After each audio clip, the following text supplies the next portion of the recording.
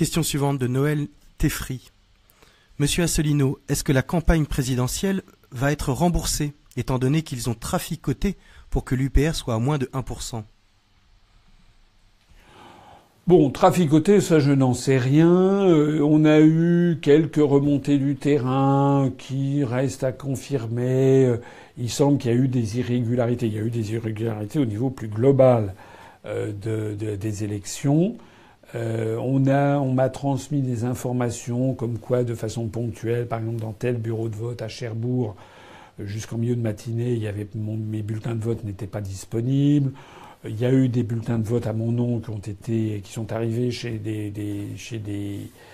certains de nos adhérents déchirés, d'autres ont été maculés. Donc les bulletins de vote déchirés, maculés, etc. n'étaient pas valides. Bon, il y a eu comme ça un certain nombre d'irrégularités. L'expérience que je commence à avoir de la vie politique, c'est que ça arrive assez régulièrement, malheureusement. Est-ce que ça a pris une ampleur telle que c'est la sincérité du scrutin qui a été affectée? Je ne saurais le dire. De toute façon, il est possible. Enfin, ce qui est vrai, c'est que toutes les anomalies que l'on m'a signalées, y compris certaines anomalies dans la centralisation de certains éléments, si c'est avéré, jouaient toujours dans le même sens, c'est-à-dire à mon détriment. Au total, je ne pense pas que ça aurait changé fondamentalement le scrutin. Il faut être raisonnable. Peut-être, en effet, qu'on aurait peut-être pu passer au-dessus de 1%. Je ne sais pas. Mais ça n'aurait certainement pas fait 10%.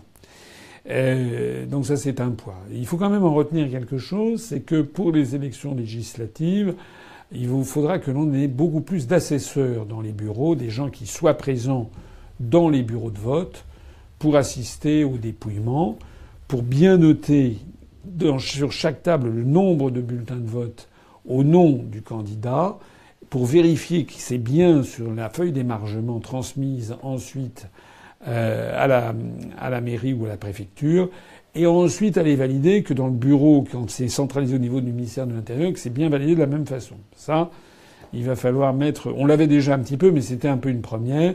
Il faudra qu'on soit beaucoup plus vigilant encore pour les législatives. S'agissant maintenant du remboursement, comme je l'ai dit, il y a un remboursement... Enfin, je sais pas si je l'ai dit, si je crois... il y a un remboursement. Tous les candidats seront remboursés à hauteur d'environ 800 000 euros, quel que soit le score obtenu, à condition que les comptes soient validés. Donc il faut qu'on présente les comptes de façon absolument irréprochable par un commissaire aux comptes, expert comptable, à la Commission nationale des comptes de campagne. Donc ça, normalement, on doit récupérer 800 000 euros. Nous, on a dépensé un petit peu plus, je ne sais pas exactement combien, mais on ne doit pas être loin du million d'euros. Donc il y a 200 000 euros qui, eux, ne seront pas remboursés, puisque pour qu'ils soient remboursés, il aurait fallu que nous fissions quelque chose comme exactement plus que 5,00%. On ne les a pas fait. Donc là, il y aura une partie qui nous restera à notre charge.